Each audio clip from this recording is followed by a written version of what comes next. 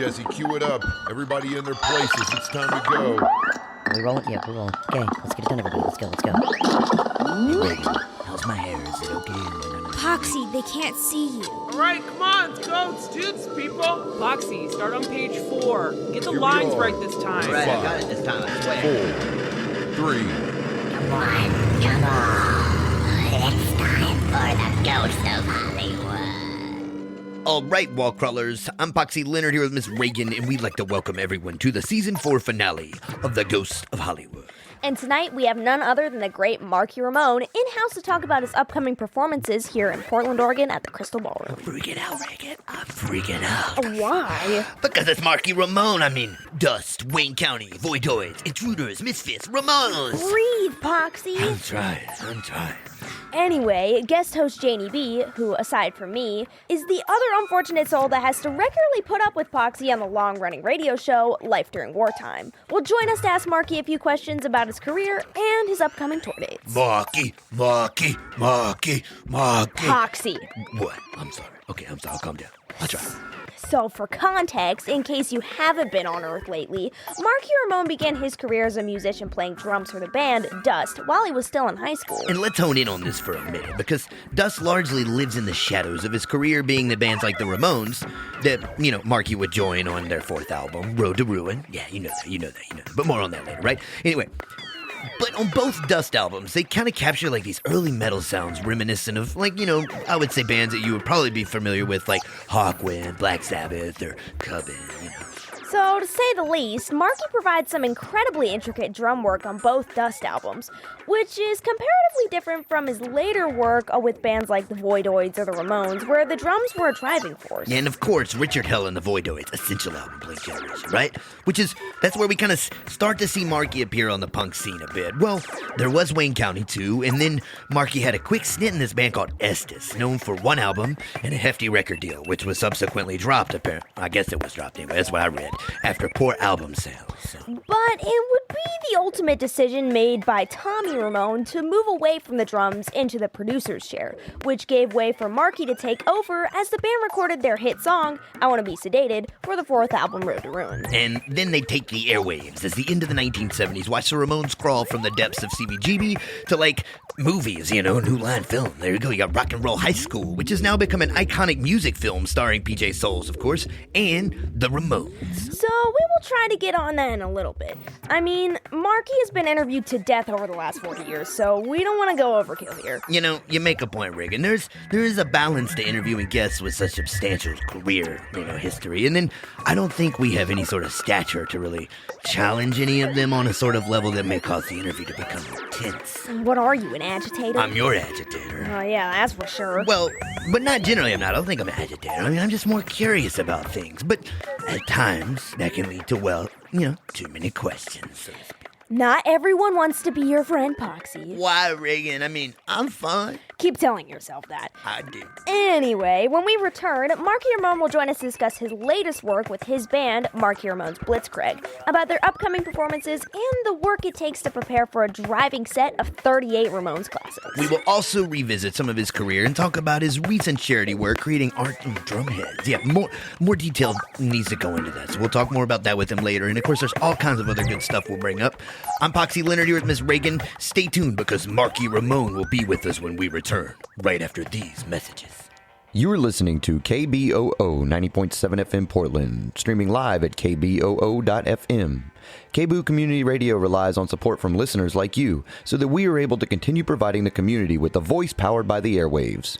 To donate, please visit our website at kboo.fm. A red donate button is located at the top of the page. Simply click here and list the amount that you would like to donate to KBOO. While you're at it, leave us a message telling us why you support KBOO. As always, thank you for your continued support of KBOO Community Radio. Interested in television or movies? Then check out The Ghost of Hollywood for the best in cinema-related podcast at theghostofhollywood.com or wherever you get your podcast. Welcome back to The Ghost of Hollywood. I'm Poxy Leonard here with Miss Reagan and our guest host, Janie B. And it's time to sit down and talk with Marky Ramone, so I'm going to let Janie B take over tonight. I'm going to sit back, hang out, have a drink, probably ask too many questions in a minute. Anyway, all that said, Janie B., nice to see you this evening. Do your thing. Thanks for having me on the show, Poxy. I'm excited to be here, and we're thrilled to be joined by a true punk rock pioneer, the legendary Marky Ramone. While he's best known as a long-standing drummer for the Ramones, Marky's roots run even deeper in the rock world, having first made waves with the hard-hitting proto-metal band Dust in the early 70s. With a career spanning decades, from shaping the sound of punk to continuing his legacy today with his current band, Marky Ramone's Blitzkrieg, Marky remains at the forefront of music. We'll be talking about everything from his early days with Dust to the ongoing energy of Blitzkrieg and much more. Let's welcome the one and only Marky Ramone. How are you this evening? All right, I'm fine. I just got off a short little mini tour. We played this huge festival in Kentucky, did a show in Chicago, and we did another show in Minneapolis. So here we are. Got back, and we're going out Monday to play Washington, and then coming out to California to play the festival there. Yeah, you've got the Aftershock Festival, and then you're gonna be here in Portland at the Crystal Ballroom on Wednesday too, right? So yeah, I heard it was beautiful. I heard it was a really cool place. Yeah, it's awesome. It's an antiquitous building, so it's right downtown too. I think you'll have a really good time. There's a lot of cool stuff. Oh, good. There. Yeah, good. So lots going on. Anyway, we'll step back for just a second now. So all the way back to 1978, real quick. Big year for the Ramones, and it was also when you joined the band, premiering on the fourth album, Road to Ruin. What was it like stepping into such a well-established group like the Ramones at that time during, a real pivotal moment in their career? Well, we were all friends, and Tommy wanted to produce.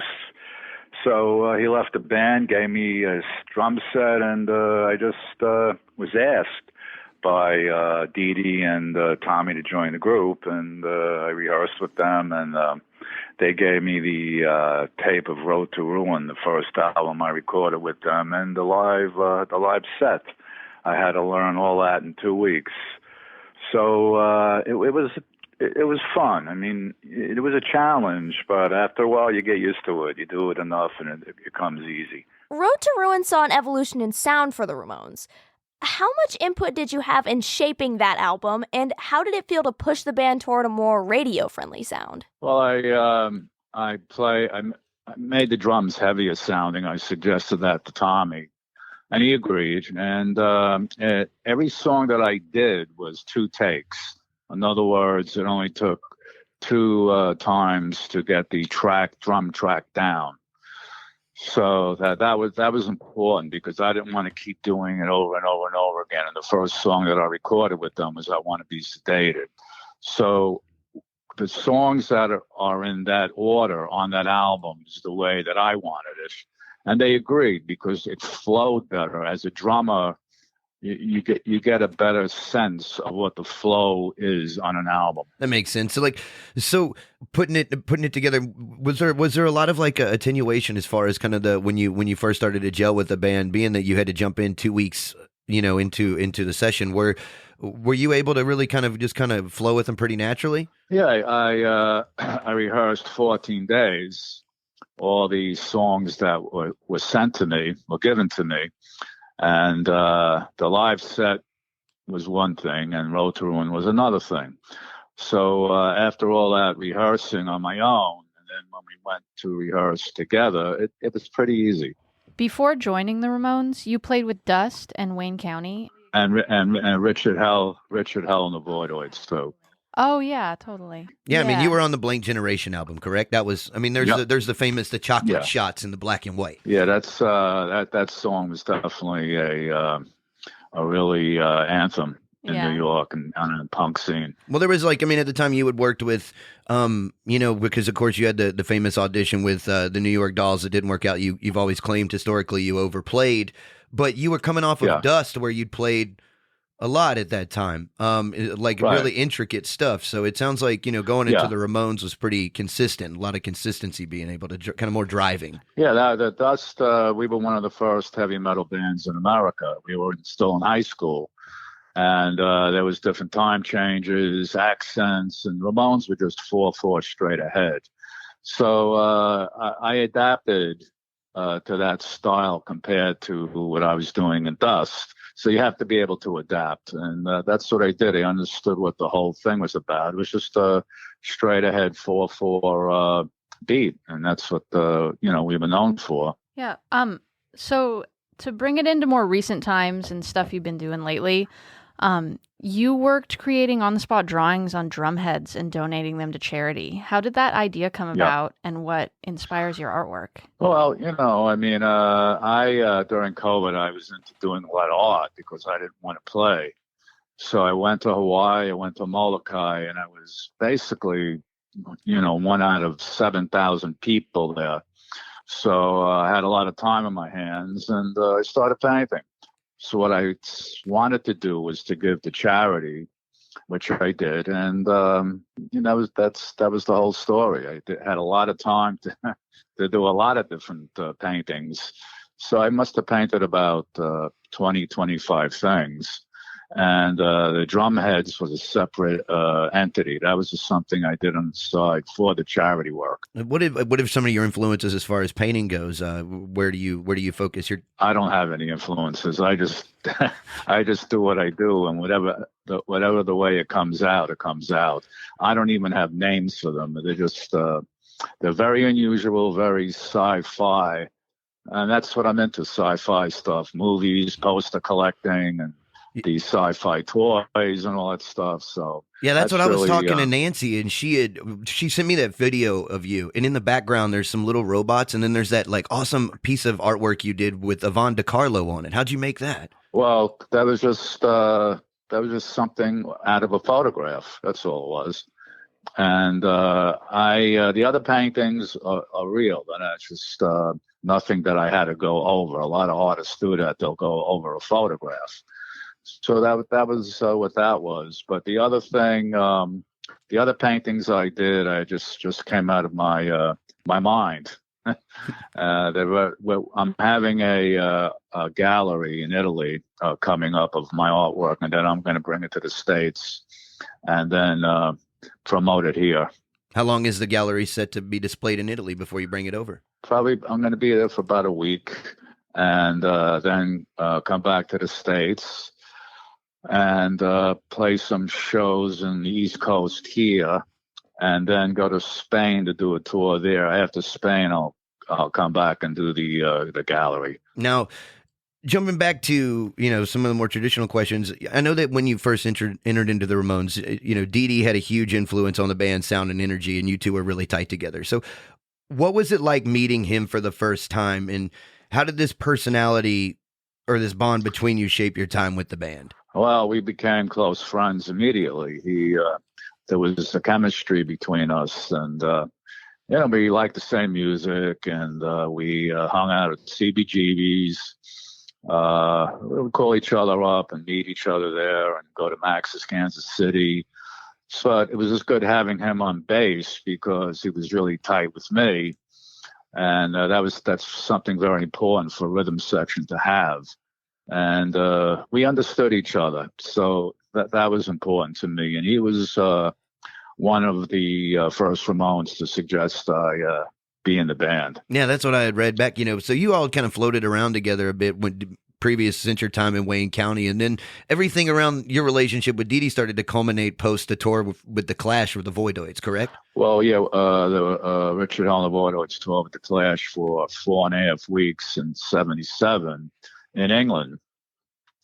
And then from there, when we came back home, Richard didn't want to tour anymore, but I did. So I was lucky to have gotten the position with the Ramones because Tommy didn't want to tour; he wanted to produce. So, right place at the right time. What was the process like collaborating with Rich Hirschlag on your autobiography? How did you work together to shape the narrative and tone? Well, it took about 4 years. I have so many videos of me with the Ramones and other things, and I took notes a few times, and I have a pretty good memory of everything that kind of went down. But Richard helped bring it out.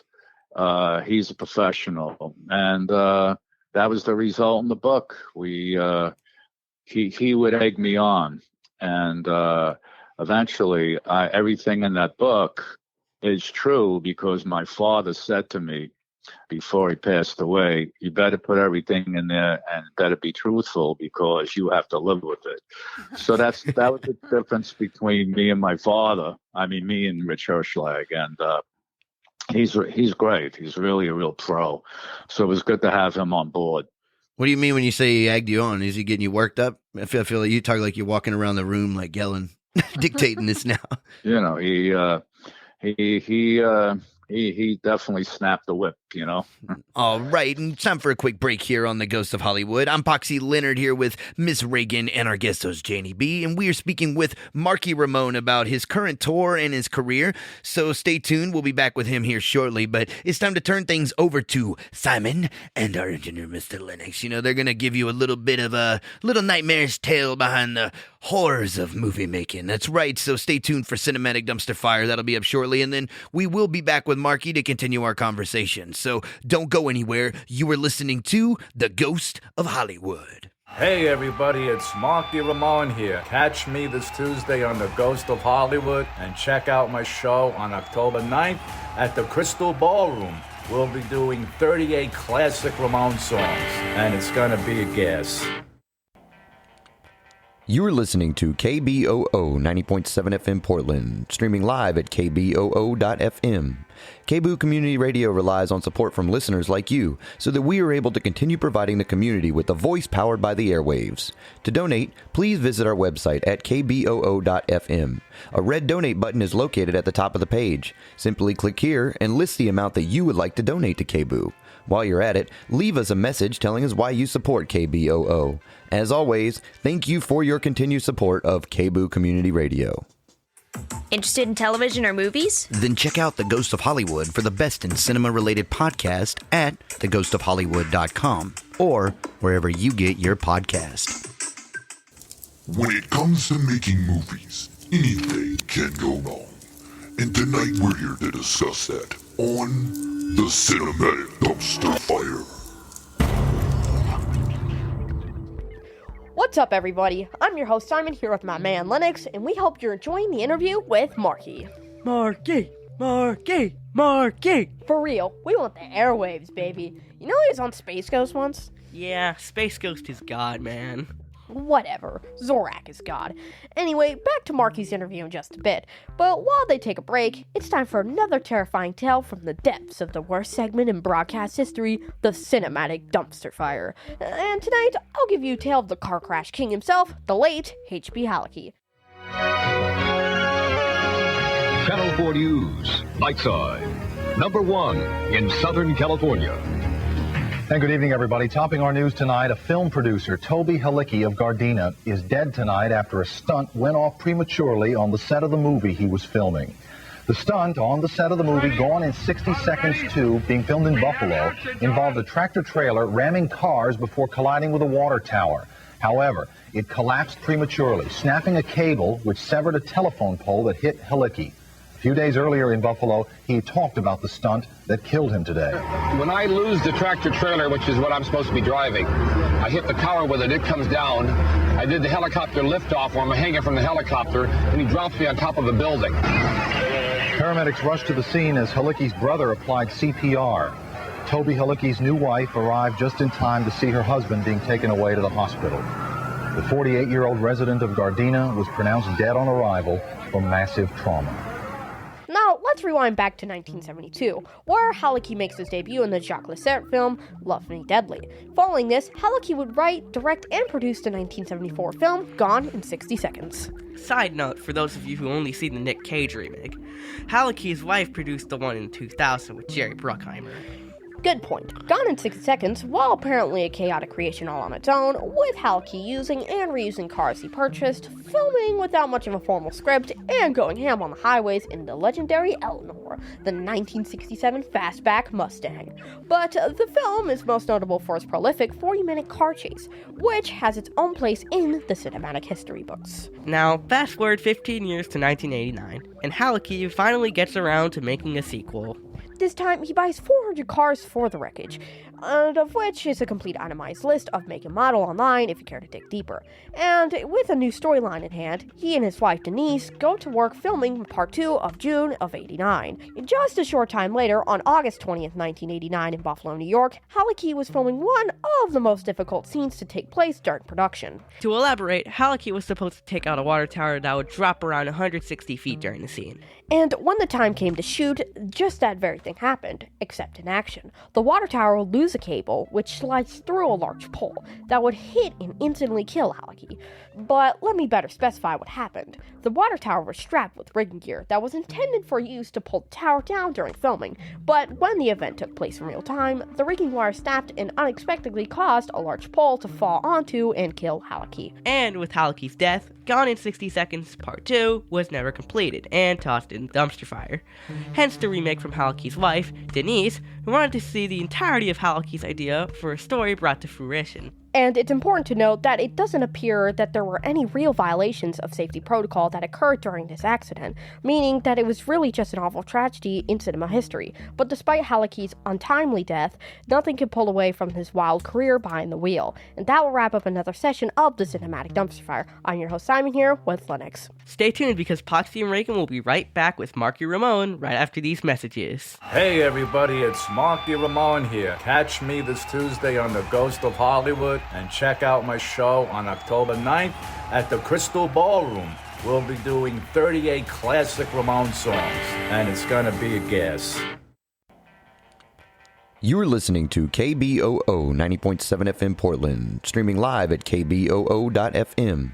KBOO Community Radio relies on support from listeners like you so that we are able to continue providing the community with a voice powered by the airwaves. To donate, please visit our website at kboo.fm. A red donate button is located at the top of the page. Simply click here and list the amount that you would like to donate to KBOO. While you're at it, leave us a message telling us why you support KBOO. As always, thank you for your continued support of KBOO Community Radio. Interested in television or movies? Then check out The Ghost of Hollywood for the best in cinema-related podcast at theghostofhollywood.com or wherever you get your podcast. Well, Rock and Roll High School has become a cult classic, but, it had a pretty tight budget, especially for a film with music so central to the plot. How did working within those constraints affect the overall production? I think it had a $200,000 budget at the time in 1979, which today's money is about, I guess, $600,000. Yeah. But we did it, and we had a lot of fun making it. It took about 5 weeks to make, and we did our parts. We did a live show in LA, and then we did our other parts that were in the movie. And it was a lot of fun. We got to see how a movie was made. We ended up observing Alan Arkish, the director. We saw the other actors that were in the movie acting. And it isn't easy. There's so many different things. You have to get up 6 a.m. because they might call you. Get to the sets. You get to the high school, and then they only need you for 5-10 minutes. But they could call you at the end of the day, so you're just sitting around and really doing nothing until you're called. So that's what it was like making Rock and Roll High School. And the fire at the end when the school blew up, that was real. That stuff was real, and I felt it. And if you see at the end where we start doing Rock and Roll High School, the song, I'm doing the drum beat in the beginning, and I'm feeling something, coming up as we get into the song, a little deeper into it. I guess midway through, that's when the pyrotechnics go off, and believe me, it was hot, and very, very hot. So we were very happy that the movie came out the way it did. It's still being played. Even the youth now love it. I always get these emails and stuff, and texts and stuff. So it definitely lives on, Yeah, I mean, being that the Ramones weren't actors by trade, I mean, what was it like? Because you've been in front of cameras a lot, live performance and stuff. But what was it like having to be in front of the film camera? Were there a lot of start and stop when you were actually performing as well? Well, we did the live performance in LA. I think we did 3 performances. So obviously, one performance was for close-ups, another one was for just the group as a whole, and then there might have been other things that Alan Arkish, the director, wanted to insert in the film while we were playing live too. So we did about 3 shows for that particular segment of the movie. How do you think Rock and Roll High School contributed to the Ramones' legacy? And did it introduce the band to new audiences that hadn't connected with you before? Yeah, definitely. We started getting bigger after Rock and Roll High School, and then we couldn't play CBGBs anymore because the kids didn't have any room. There was no room, so we had to start playing other venues, and then it spread out. And then when we went to other countries and England especially, we started gaining more popularity of more kids, more people who loved the band. So it did help. It definitely did help. Yeah, when you did the Raw documentaries several years later, there's a lot of live footage, and I know you're in different parts of the world there where people are going so insane, they're like almost knocking over the bus and things like that. So you all experienced a lot of shell shock from the fan base as the years went on. How was it when you went to make Raw, returning to kind of the entertainment section of the visual aspects of the Ramones? And then of course you all had a lot of different television performances over the years and stuff. What was it like as you began performing on TV? Did it change your personal life as far as going out and things of that nature, or how people you associated with viewed you? Well, people would come up to me and go, "Oh, I like Rock and Roll High School. I like the video you made Raw." That's all my footage. 90% of it's my footage, and I have 400 high 8 tapes of the Ramones performing all over the world. So that was part one. And it took quite a while to do that, to edit, to do this, to do that, and to make sure the sound was pretty decent. You got to remember back then there wasn't really the quality of sound wasn't perfect, but it was good enough to use in that video, in that DVD, VHS, whatever. And that was it. It was pretty mind blowing, because when you go through customs, they always had to check the cameras. I brought 2 with me. I brought a Nikon and a Sony. They were big cameras too, weren't they? You had some big cameras. Yeah, they were big at the time, but that's all there was. So I brought them, and when I got back home, and I always made sure to pick out the really cool parts of the tapes. So that was Raw. That's what it was called. Moving on to performances, you've got a show coming up tomorrow night at the Crystal Ballroom in Portland. What are you looking forward to most about performing in Portland, and how does it compare to other cities you've played in? Oh, we'll see. The other shows we just did went over great. You could check out my Instagram and see the live performances we just did. So probably go the same. Just having a lot of fun, a lot of energy, 38 Ramone songs, classics, and I'm amazed how young a lot of the audience is. They're like 17 to 20 now, and along with the older, loyal, dedicated fans that come to the show too. So it's a cool mix. Well, let's talk about your current band that's playing, Marky Ramone's Blitzkrieg. How did it all come together, and what made you want to keep the spirit of the Ramones alive through your live performances? Well, I wanted to keep the songs alive because Johnny, Joey, and Dee Dee died too young to, enjoy the fruits of their labor. And I feel the songs are too good not to be played. So I went all around the world and toured, and these guys were the guys that I wanted.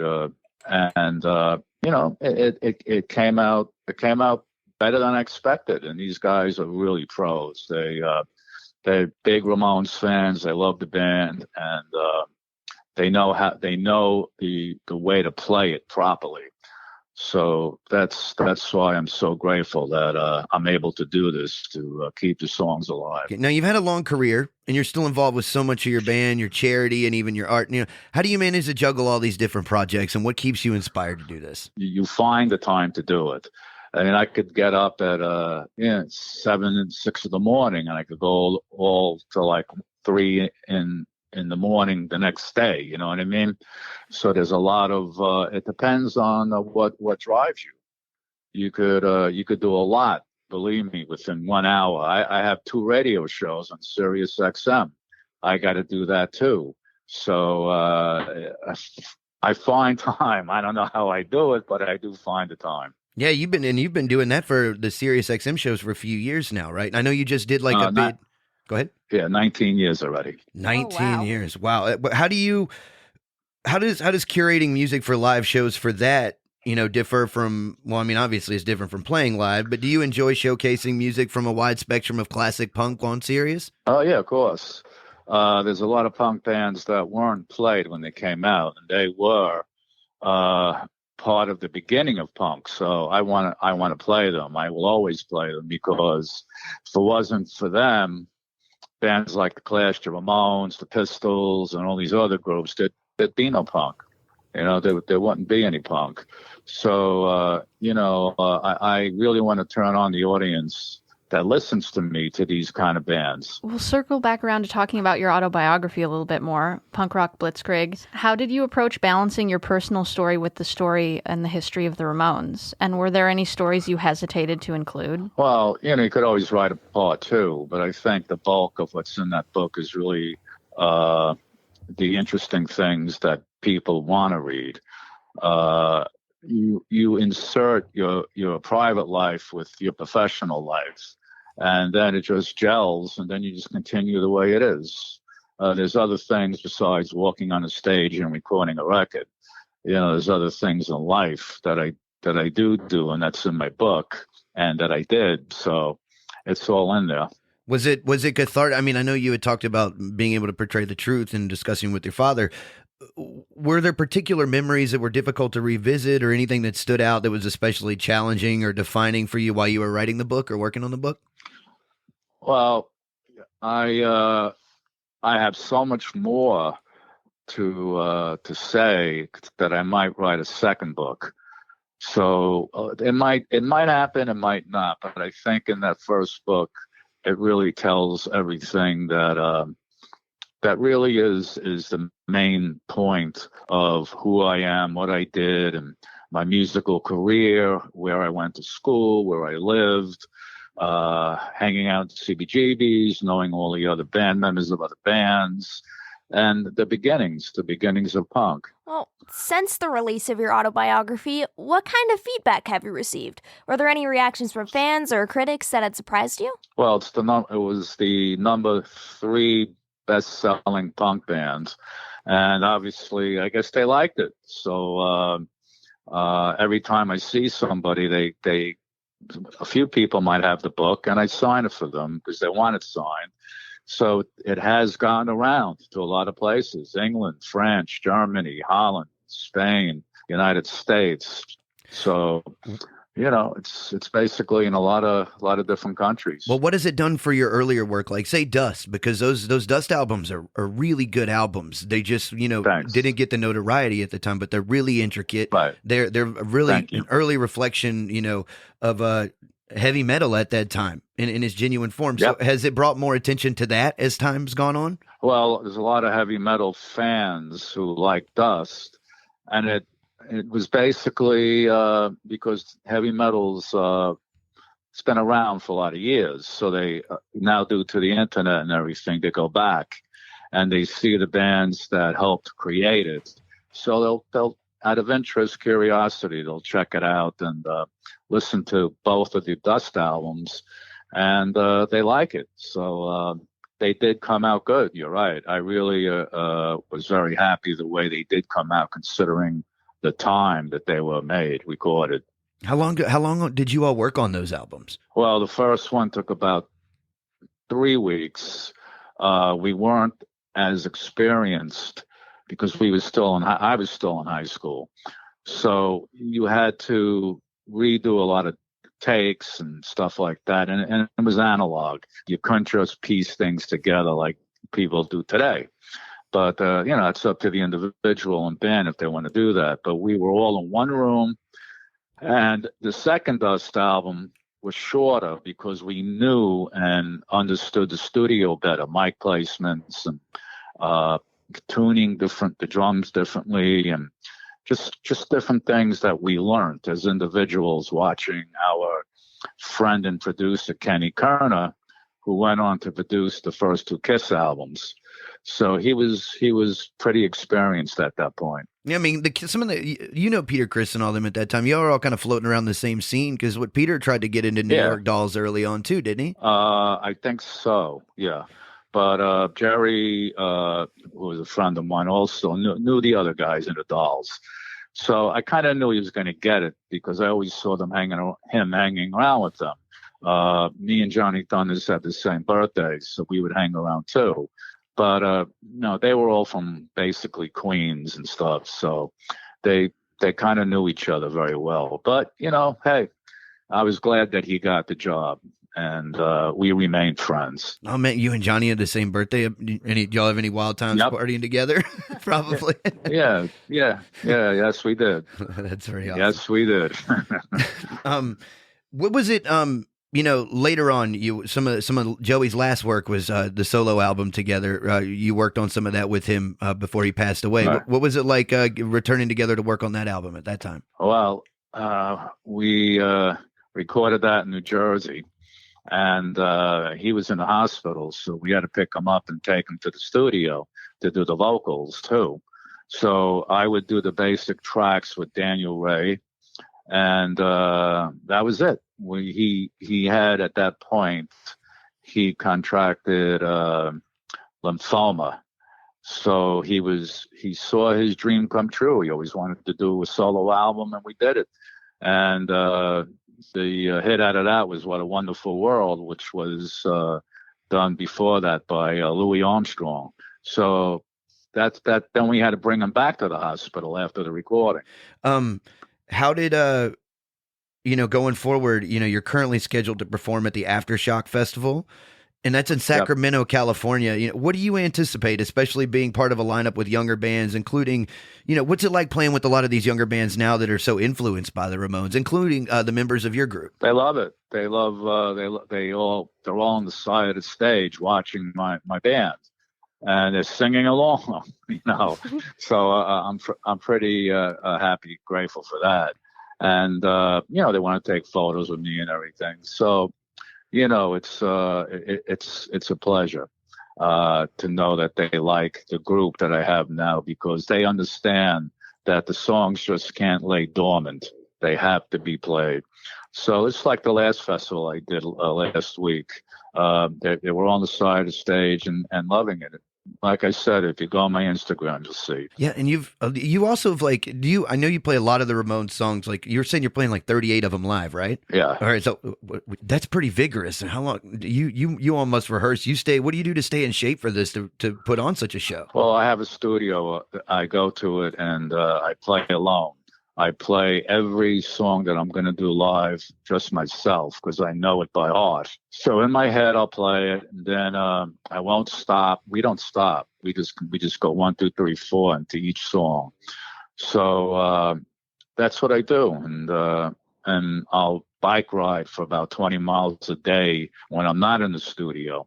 So that's kind of how I keep in shape. Oh, man. All right. So you're here out there. Don't fight Marky Ramone. Yeah. You're still tough. Now, with going forward, you'll be in Portland this Tuesday, and then you're going to be you're going to be overseas in Spain as well. Do you all do some of the classic songs that the group had recorded? I know you've done some traditional covers. Like, say, there's this great video you have online on your Instagram where you're all doing, I forget the song, but you all are you're singing through the Grammy and you're in the living room dancing. And do you do a lot of those cover performances as well? What do you mean? Not live, but do you do a lot of the cover songs as well live, like the classic cover songs? I just did 5 on my own. I just did 5 cover songs. I did It's Not Unusual by Tom Jones. I did Keep on Dancing by the Gentrys. I did Octopus's Garden by the Beatles. I did New York, New York by Frank Sinatra.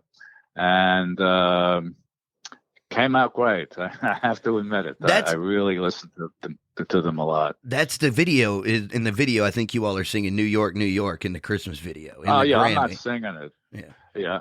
I'm not singing it. Well, no, I mean, not. My singer's singing it. Yeah. Oh, I'm just saying in the video where y'all walking around the living room and you both have the Grammy together. Oh, no, yeah. that was just fun. That was just fun. Yeah. That was just that was the band, and we had friends over, and we had the song, and we just had some goofy times goofing around with it. And I had my Grammy there, and I made believe it was a microphone.